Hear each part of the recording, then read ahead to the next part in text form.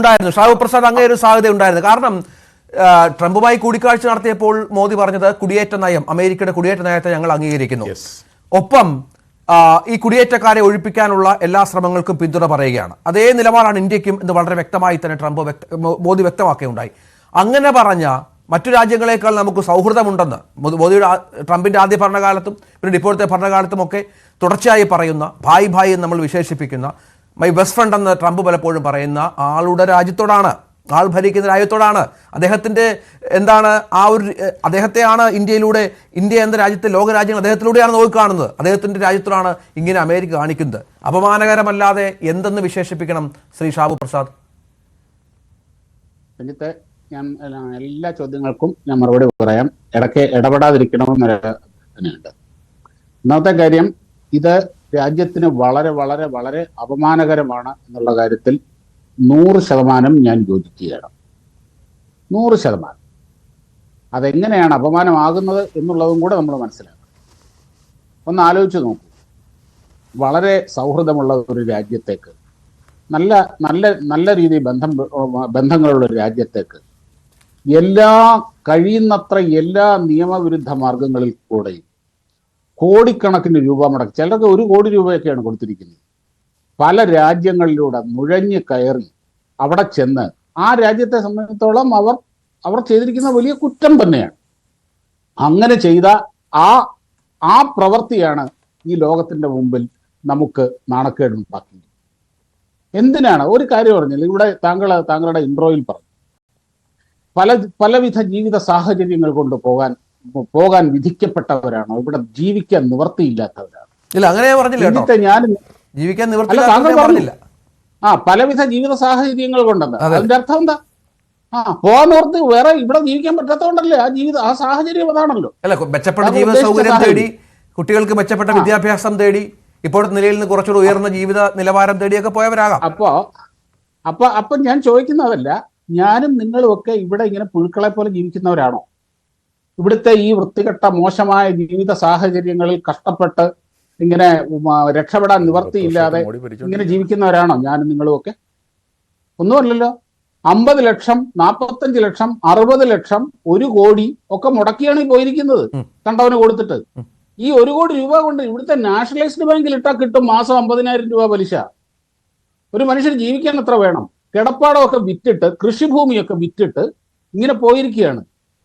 അതും ഇവർക്കറിയാം തങ്ങൾ ചെയ്യുന്നത് നിയമവിരുദ്ധമാണ്, തങ്ങൾ ചെയ്യുന്നത് കുറ്റകൃത്യമാണ്.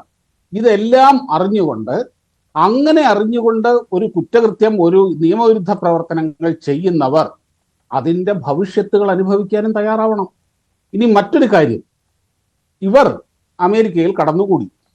എനിക്ക് അമേരിക്കയിൽ സുഹൃത്തുക്കളുണ്ട്, അവരോട് പറഞ്ഞ പ്രകാരം ഞാൻ പറയുന്നത്, ഈ അമേരിക്കയിൽ ഒരു വിധത്തിൽ അവർ നുഴഞ്ഞു കയറി. അവർക്ക് അവിടെ ഒരു ബാങ്ക് അക്കൗണ്ട് എടുക്കാൻ പറ്റില്ല, മര്യാദയ്ക്ക് ഒരു ഓർഗനൈസ്ഡ് സെക്ടറിൽ ഒരു ജോലി ചെയ്യാൻ പറ്റില്ല. എന്തിന്? ഒരു അസുഖം വന്നാൽ ഒരു ഹോസ്പിറ്റലിൽ പോയി മര്യാദയ്ക്ക് ചികിത്സിക്കാൻ പോലും പറ്റില്ല. അവർ അവിടെ ഇങ്ങനെ ഒളിച്ചും പതുങ്ങിയും ഈ ചെറിയ ചെറിയ ജോലികൾ ചെയ്ത് വളരെ ചെറിയ തുച്ഛമായ വരുമാനത്തിൽ ഒരു വിധത്തിൽ ഇങ്ങനെ കഴിഞ്ഞു പോവുകയാണ്. അങ്ങനെ അമേരിക്കയിൽ കഴിയുക എന്ന് പറഞ്ഞു കഴിഞ്ഞാൽ ഒരു ദിവസം $100-150 മിനിമം വേണം അവർക്ക് ഒരു ദിവസം മുമ്പോട്ട് പോകണമെങ്കിൽ. അങ്ങനെയുള്ളിടത്ത് വളരെ ചെറിയ വരുമാനത്തിൽ കഴിയുമ്പോൾ സ്വാഭാവികമായിട്ട് ഇവർ കുറ്റകൃത്യങ്ങളുടെ ഭാഗമാകും. അവർ കള്ളക്കടത്ത് നടത്താൻ നിർബന്ധിതരാകും, ഡ്രഗ് പെഡ്ലേഴ്സായി മാറും, കുറ്റകൃത്യങ്ങളിൽ ഏർപ്പെടേണ്ടി വരും, ജീവിക്കണ്ടേ? അങ്ങനെ ഓരോ കാര്യങ്ങളിൽ പെട്ട് പോലീസ് പിടിയിലാകുമ്പോഴാണ് ഇവർ അനധികൃത കുടിയേറ്റക്കാരാണ് എന്ന് മനസ്സിലാക്കുക. സ്വാഭാവികമായിട്ട് അവരും അവരുടെ കുടുംബത്തിനെ എല്ലാം പോലീസ് പോകും, അവിടെ അധികൃതർ പൊക്കി ഏതെങ്കിലും ഡിറ്റൻഷൻ ക്യാമ്പിൽ കൊണ്ടിടും.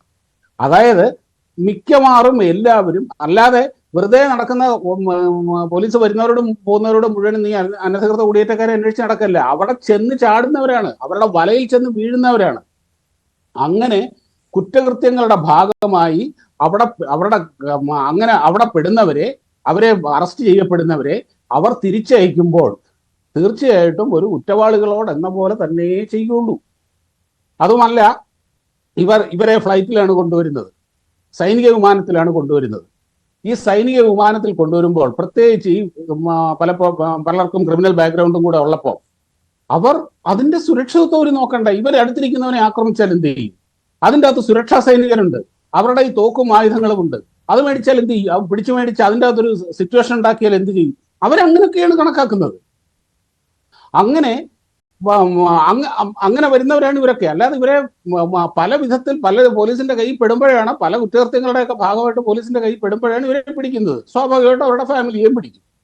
ഇതിന്റെ അകത്ത് പുരുഷന്മാരെ മാത്രമേ ഈ ഹാൻഡ് കഫ് ഒക്കെ ഇടിച്ചിട്ടുള്ളൂ എന്നാണ് അറിയുന്നത്. സ്ത്രീകളെയും കുട്ടികളെയും ഒന്നും ചെയ്യിച്ചിട്ട്. പിന്നെ മറ്റൊരു കാര്യം, ഇവിടെ ചോദിച്ച കാര്യം, എന്തുകൊണ്ട് നമുക്ക് നമ്മുടെ വിമാനം അയച്ചുകൂടാ? എന്തിന്? എന്റെയും നിങ്ങളുടെയും ഒക്കെ നികുതിപ്പണം എടുത്തുകൊണ്ട് ഈ കോടിക്കണക്കിന് രൂപ മുടക്കിക്കൊണ്ട് വേണോ ഈ രാജ്യത്തിന് നാണക്കേടുണ്ടാക്കിയ ഇവരെ തിരിച്ചു കൊണ്ടുവരാൻ? അതേസമയം ഉക്രൈനിൽ കുടുങ്ങിപ്പോയ സ്റ്റുഡൻസിനെ നമ്മൾ തിരികെ കൊണ്ടുവന്നു. ഇറാഖിൽ കുടുങ്ങിയ നേഴ്സുമാരെ നമ്മൾ തിരികെ കൊണ്ടുവന്നു. ഈ 1,50,00,000 ഒക്കെ ഉണ്ടെങ്കിൽ ഇവർക്ക് നേരെ ചൊവ്വയുള്ള മാർഗത്തിൽ കൂടെ പൊയ്ക്കൂടെ? ആര് പറഞ്ഞു നേരെ ചൊവ്വേ? അതിന് സിസ്റ്റം ഉണ്ടല്ലോ. ആ സിസ്റ്റമാറ്റിക് ആയിട്ടുള്ള മാർഗങ്ങൾ ഇവിടെ കിടക്കുമ്പോൾ അതിനൊന്നും മെനക്കെടാതെ ഈ അനധികൃതമായ മാർഗങ്ങളിൽ കൂടെ 3-4 രാജ്യങ്ങളിൽ കൂടെ നടന്ന് പല വിധത്തിൽ, എന്നിട്ട് ഇതിൻ്റെ അകത്ത് വരുന്നതാണ് ജീവൻ പണയം വെച്ചുള്ള യാത്രയായിരുന്നു. അതായത് ഈ അമേരിക്കയിൽ നിന്ന് ഇങ്ങോട്ടുള്ള യാത്രയല്ല കേട്ടോ, ഇവിടുന്ന് അങ്ങോട്ട് പോയ യാത്രയുടെ കാര്യമായി പറയുന്നത്. ആര് പറഞ്ഞു ഇവരോട് ഈ ജീവൻ എടുത്ത് പണയം വെക്കാൻ? ഈ ലക്ഷക്കണക്കിന് ലക്ഷങ്ങളും കോടികളും ഒക്കെ വലിച്ചെറിയുമ്പോൾ ഈ നാട്ടിൽ അന്തസ്സായിട്ട് ജോലി ചെയ്ത് ജീവിച്ചൂടെ ഇവർക്ക്? എത്ര വേണം? ചെയ്യാമല്ലോ. പിന്നെ ഇവിടെ കൊളംബിയയും മെക്സിക്കോയും ഒക്കെ അവരുടെ ആൾക്കാരെ സ്വീകരിച്ച കാര്യം ഒരു കാര്യം മനസ്സിലാക്കുക. കൊളംബിയ, മെക്സിക്കോ, അങ്ങനെ ഈ ലാറ്റിൻ അമേരിക്കയുടെ മുകളിൽ കിടക്കുന്ന ഒട്ടുമിക്ക രാജ്യങ്ങളും എങ്ങനെയാണ് അവർ ജീവിക്കുന്നത് തന്നെ പലപ്പോഴും ഈ മയക്കുമരുന്ന് ആ രാജ്യത്തിന്റെ ഭരണം തന്നെ നിയന്ത്രിക്കുന്നത് മയക്കുമരുന്ന് മാഫിയയാണ്. ഏതെങ്കിലുമൊക്കെ തരത്തിൽ ഈ മയക്കുമരുന്ന് കച്ചവടം ആ രാജ്യത്തിന്റെ അനധികൃതമായിട്ടാണെങ്കിലും ഒരു മുഖ്യ വരുമാനമാണ്. ഈ എത്യോപ്യയൊക്കെ ശരി, ആ തീരത്തൂടൊക്കെ വരുന്ന കപ്പലുകൾ ഇവർ പിടിച്ചെടുക്കുമെന്ന് പറഞ്ഞില്ലേ, അത് സർക്കാരിന്റെ സപ്പോർട്ടോടു കൂടിയാണ്. ഇപ്പൊ ഇവിടെ കുറ്റവാളികളൊക്കെ കൊലപാതകത്തിനുമൊക്കെ കുറ്റവാളികൾ ജയിലിൽ കിടക്കുമ്പോൾ അവർ ഇറങ്ങി വരുമ്പോ വലിയ മാലയിട്ട് സ്വീകരിക്കുന്നത് കണ്ടിട്ടില്ലേ? അതുപോലെയാണ് ഇവരെയൊക്കെ തിരിച്ചങ്ങോട്ട് കൊണ്ടുപോകുന്നത്. അവരെ സംബന്ധിച്ചോളം അവർ ആ രാജ്യത്തിന്റെ അസറ്റാണ്. എന്നാൽ നമ്മളെ സംബന്ധിച്ചിടത്തോളം ഇവർ രാജ്യത്തിനെ നാണം കെടുത്തുന്നവരാണ്.